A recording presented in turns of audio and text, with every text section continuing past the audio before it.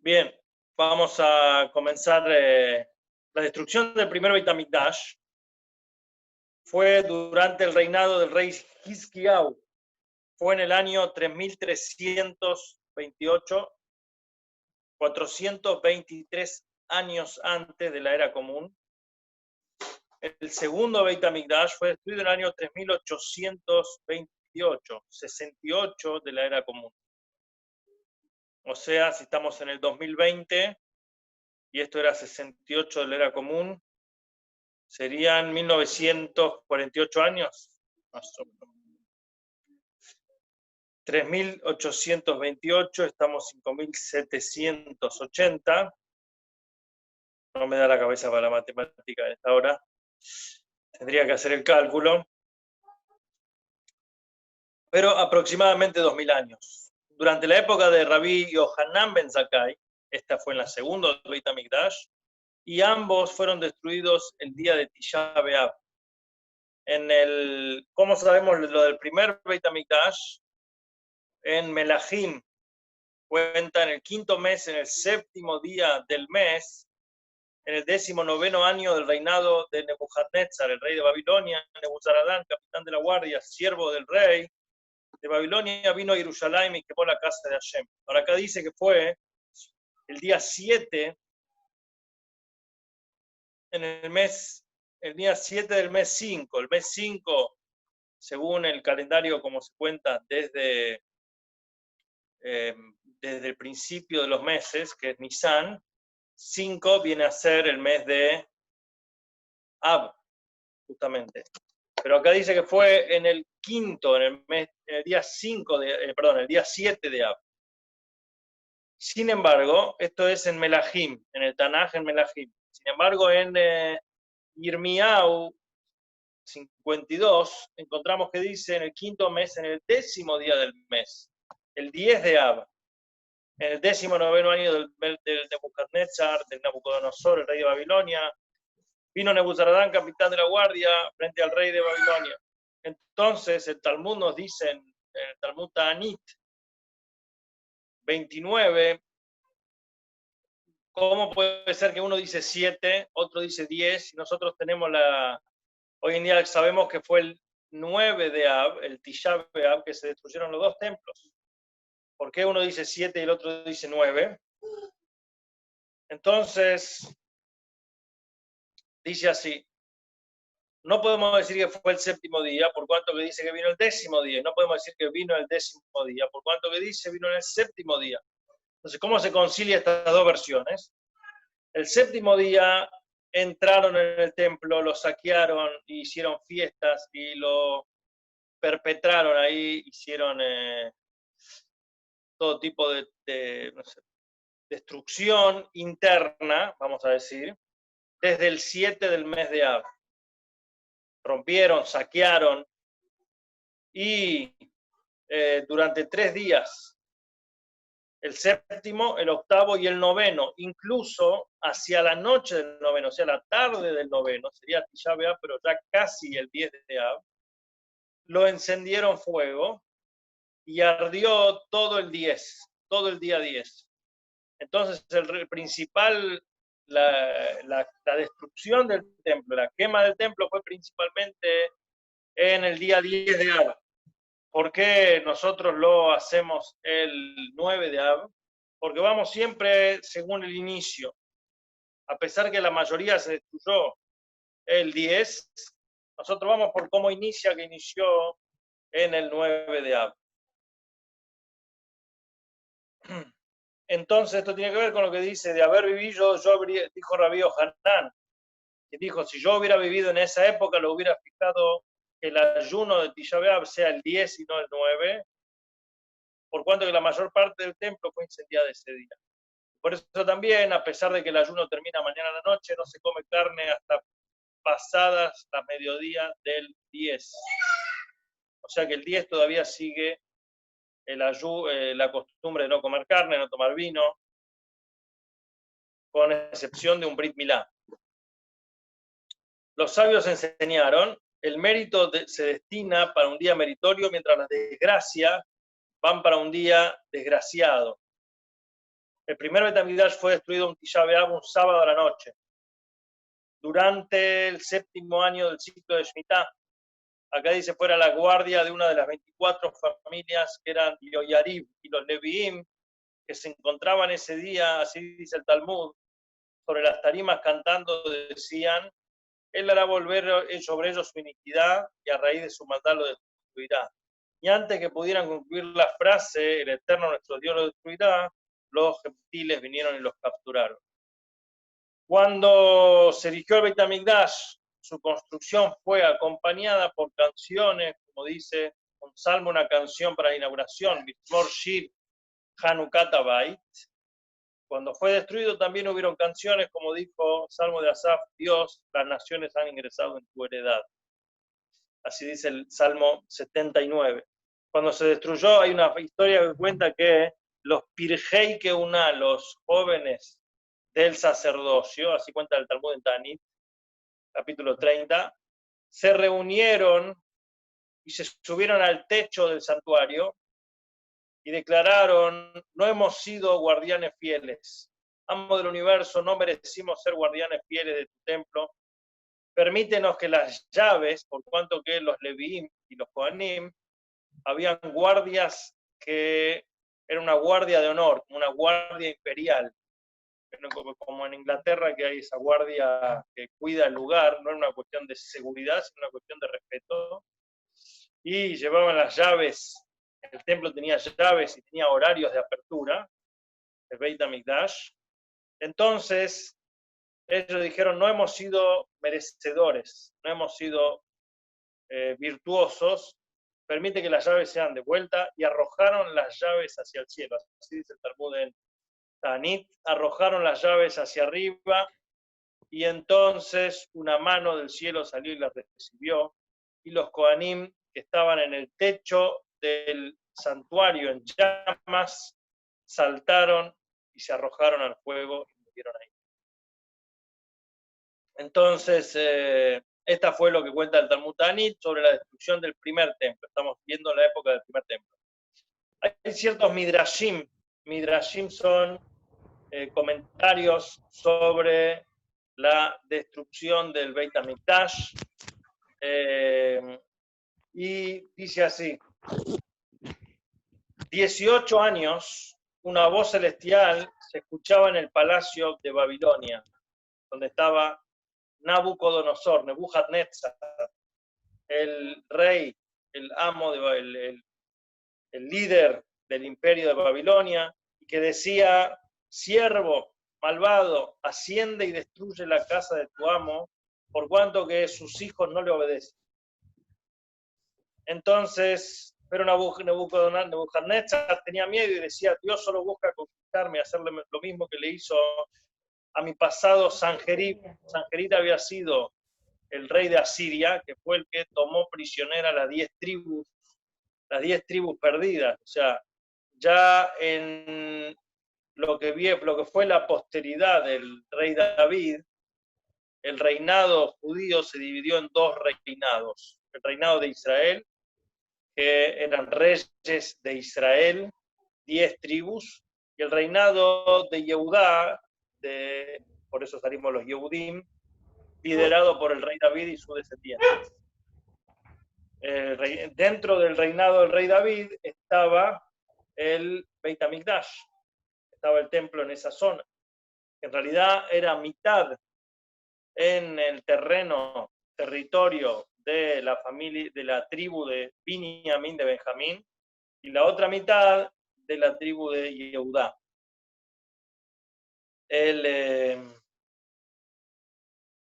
Sanjerib había sido un rey que vino de Asiria, tomó 10 tribus, se los llevó prisioneros y los dispersó por el mundo, y por eso se perdieron y no quedó rastro oficial de esas 10 tribus.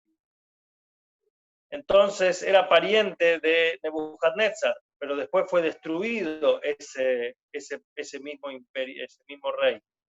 O sea, él castigó, él llevó a cabo la misión de dispersar estas 10 tribus, y después él mismo fue también destruido. ¿Qué hizo? Fue y estableció su campamento en Antioquía. no sé si es Antioquía, y envió a Nebuzaradán, el mayor asesino, el mayor carnicero que él tenía, para destruir Jerusalén.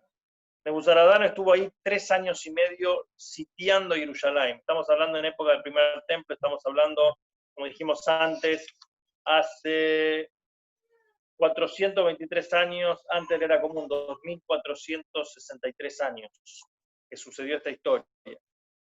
Entonces dijo así, Nebuzaradán era muy conocido por su crueldad. Entonces sitió 3 años y medio, diariamente sitiaba Jerusalén y no lograba conquistarla. Cuando se decidió regresar a Babilonia, o sea, estaba vencido y no había logrado su tarea, Dios inspiró una idea en su corazón y Nebuzaradán comenzó a medir la altura de la muralla. De esa forma descubrió que la muralla se estaba hundiendo a razón de 2 palmos y medio, 20 centímetros, por día. O sea, la muralla sola se estaba hundiendo. Esto no es solamente una cuestión de mala construcción, sino que estaba cediendo la propia muralla.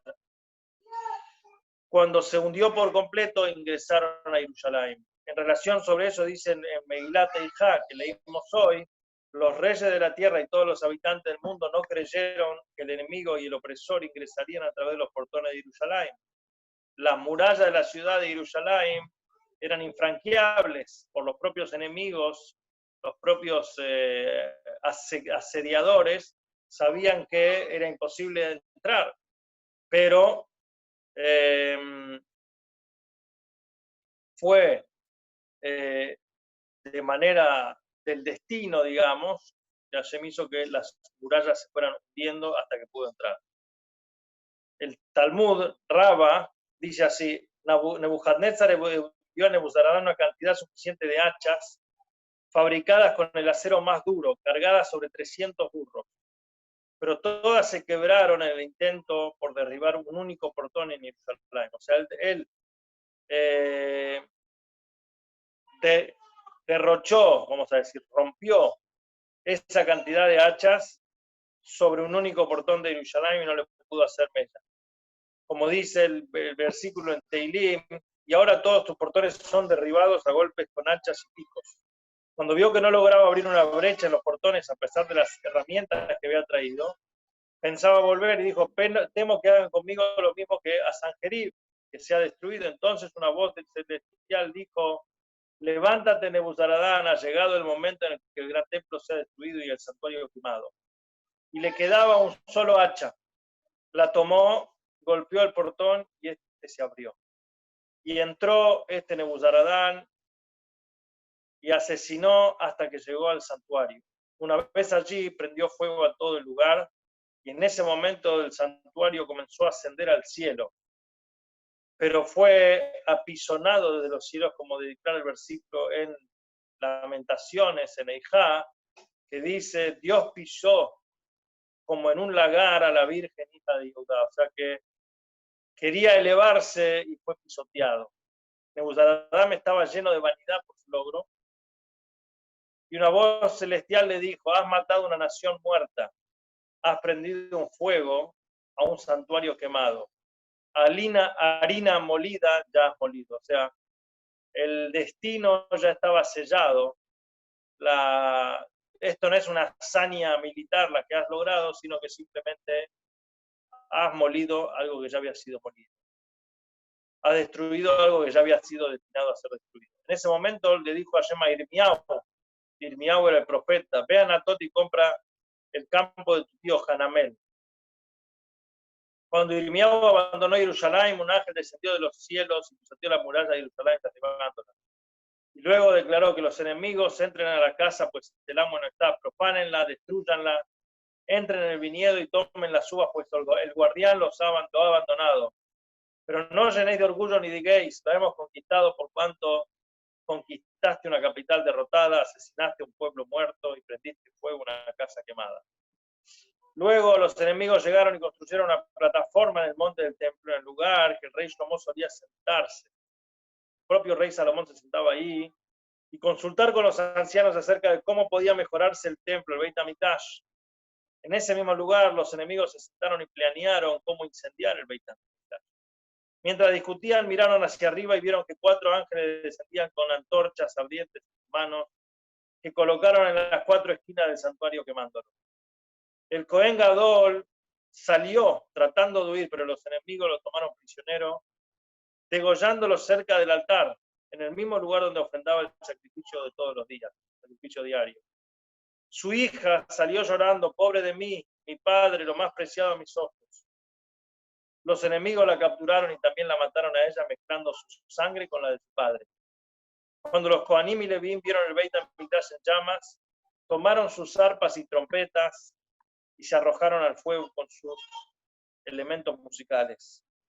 Asimismo, cuando las doncellas que habían tejido las cortinas divisorias del Parojet vieron el Beit HaMikdash en llamas, también se arrojaron al fuego y murieron quemadas.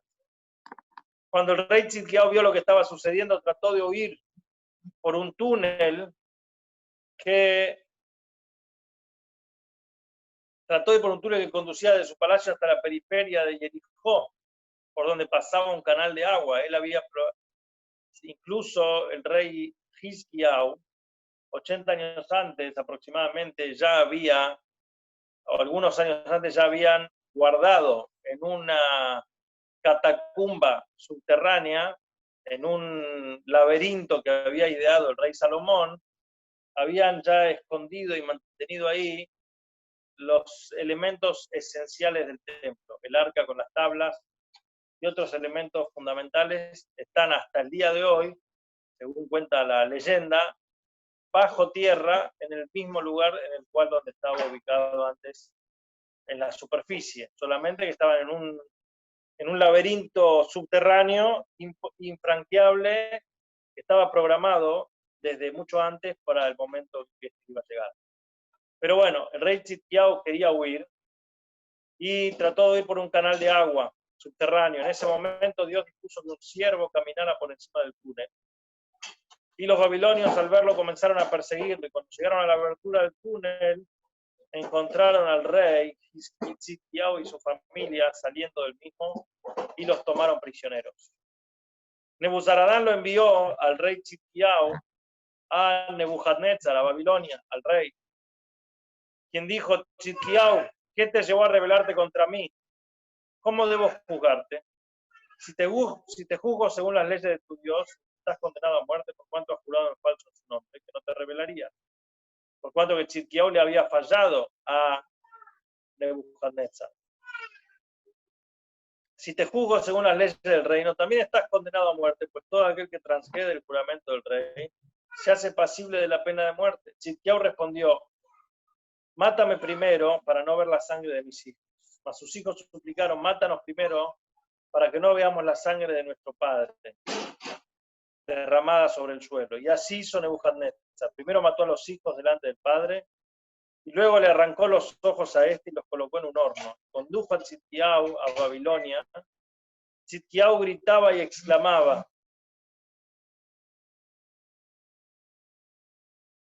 venid y ved, mortales, lo que Irmiyahu profetizaba sobre mí. Me decía: serás llevado a Babilonia y allí morirás, mas tus ojos no verán Babilonia. No le hice caso, y estoy en Babilonia y mis ojos no la ven. Cuando Irmiyahu salió de Anatot para regresar a Dash, y se dijo a sí mismo: quizá Israel se arrepintió y comenzó a ofrendar sacrificios, pues el humo del incienso se está elevando.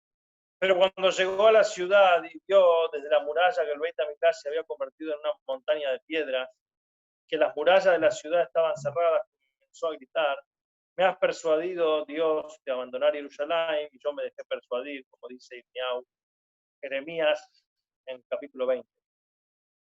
Continuó su marcha Irmiyahu, viendo la destrucción, y dijo: ¿qué camino han tomado los pecadores? ¿Qué camino han tomado aquellos que están perdidos? Iré y me exiliaré con ellos. A su paso vio que todo el trayecto estaba lleno de sangre, el suelo estaba empapada de la sangre de aquellos que habían sido asesinados. Acercó su rostro al suelo y distinguió en él las huellas de los niños que habían sido llevados al cautiverio. Se postró y las besó. O sea, los niños que estaban siendo llevados a Babilonia como cautivos, como esclavos. Luego vio un grupo de jóvenes encadenados y los siguió, pero vino Nebuzaradán y lo apartó de ellos. Más tarde vio un grupo de hombres más viejos engrillados y se les unió, pero nuevamente vino Nebuzaradán, el general, y los separó. Lloró frente a ellos y ellos frente a él. Y dijo: hermanos míos, pueblo mío, todo esto os ha ocurrido por no haber escuchado las profecías. Cuando llegó al río Éufrates, Nebuzaradán le dijo: si te parece bien, le dijo a Irmiau, acompáñame a Babilonia, ven y yo te cuidaré. Irmiau pensó: si yo voy con el pueblo de Babilonia, nadie quedará para consolar el remanente de Jerusalén. Así que decidió no ir. Cuando los exiliados vieron que Irmiau, que Jeremías los había abandonado, comenzaron a llorar y gritar: Irmiau, nuestro padre, nos estás abandonando. A ello dice el versículo: Al Naarot Babel, sobre los ríos de Babilonia, Sham Yashavnu, Gambajinu. Ahí nos sentamos y también lloramos. Irmiau le dijo: pongo por testigos el cielo y la tierra, que de haber derramado una simple lágrima cuando todavía estabas en Sion, no habría sido exiliado. Si hubieran hecho teshuvá a tiempo, no hubieran sido exiliados. Irmiau comenzó su regreso llorando y lamentándose: pobre de mí, el más preciado de los pueblos. En el camino veía piernas y manos amputadas, desparramados en la colina. Las recogía, las acariciaba suavemente, colocándoles dentro de su manto y llorando sobre ellas, diciendo: hijos míos, ¿como acaso no dije, honrad a Dios vuestro Señor antes de que oscurezca y que vuestras piernas tropiecen con las montañas tenebrosas? Como dice Irmiau en el capítulo 13. Ahora seguimos un poco más con este Midrash, obviamente que es muy fuerte y es muy triste, es aquello que se puede estudiar en esta fecha. La gloria de Hashem abandonó el umbral de la casa, como dice Ezequiel, Rabí Aja enseñó: aquello puede compararse con un rey que abandona enojado su palacio, pero antes de irse, regresa y acaricia sus paredes y columnas y las besa despidiéndose. Adiós, palacio mío, adiós, casa de mi reino, adiós, preciado hogar. Y Hashem Sebakot declaró que aquel día que habría llanto y lamentación, dice Irmiau. Cuando Dios decidió destruir el Beit HaMikdash, dijo: mientras yo esté ahí, mientras mi presencia esté ahí, las naciones del mundo no podrán tocarlo. Por lo tanto, haré que mis ojos no dirijan la mirada hacia él y no juraré no involucrarme con él hasta el final de los días y que los enemigos entren y disfrutan. De inmediato, Dios colocó su diestra, por así decirlo, figurativamente, como dice, retrajo su diestra delante del enemigo, o sea, se apartó para que pueda entrar el enemigo a destruirlo. En ese momento ingresaron los enemigos en el templo y lo quemaron. Cuando ardía, Dios dijo: yo no tengo una morada sobre la tierra, retiraré mi presencia y ascenderé a mi primer lugar de residencia, que es el cielo más elevado. Entonces Dios lloró y dijo: ay de mí, ¿qué he hecho? Quise posar mi presencia sobre la tierra por Israel, y ahora que ha pecado regresé a mi primera morada. En ese momento el ángel Matatrón se presentó frente a Dios y se postró ante él y dijo: amo del universo, deja que yo sea el que llore, mas no tú. Hashem le respondió: si no me permites llorar, me retiraré a un sitio donde tú no puedes entrar y lloraré ahí, como dice, y si no lo escuchas es porque mi alma llora en silencio, que dice Irmiau. Hashem le dijo a los ángeles: venid, vayamos juntos a mi casa y veamos qué ha hecho el enemigo. De inmediato fue Dios con los ángeles y Irmiau delante de él. Cuando vio el Beit HaMikdash destruido, dijo: sin duda esta debe ser mi casa, mi lugar de morada en la cual el enemigo ha ingresado. Ay de mí, por mi casa, hijo mío, ¿dónde estás, hijo mío? Hashem le dijo a Irmiau: hoy soy como un hombre que llevó a su único hijo al palio nupcial solamente para verlo morir bajo él. Y tú no estás angustiado por mí o mi hijo. Ve y llama a Abraham, Isaac y Jacob, Moshe, de sus tumbas, que ellos vengan a llorar. Ellos sí saben cómo llorar. Y así también fue llamado Moshe y fueron llamados de la cueva de Maspelá: levantaos, pues ha llegado el momento en que presencia requerida. Y dijeron: ¿qué tiene de particular el día que Dios nos convoca? No sé. fue en tus días que ello sucedió a tus hijos, a nuestros hijos. Entonces se alejó y dijo, hijo de Amram, ¿qué tiene de especial este día que Dios me convoca? Que no sé. Moshe se apartó y se dirigió a los ángeles y le dijo, ¿conocéis el motivo que he sido convocado? Entonces le dijeron los ángeles a Moshe, hijo de Amram, ¿acaso no sabes que el Beit HaMikdash fue destruido y el pueblo de Israel exiliado? De inmediato Moshe rasgó sus ropas, colocó la mano sobre su cabeza y lloró y llegó hasta los patriarcas.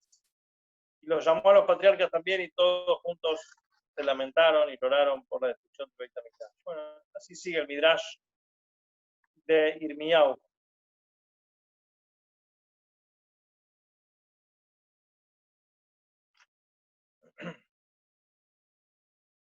Bien. Bueno, esto es un poquito la historia de la destrucción, es muy interesante, se puede seguir toda la lectura. Después viene la parte de la segunda destrucción. Pueden, si quieren abrir los micrófonos, vamos a comentar.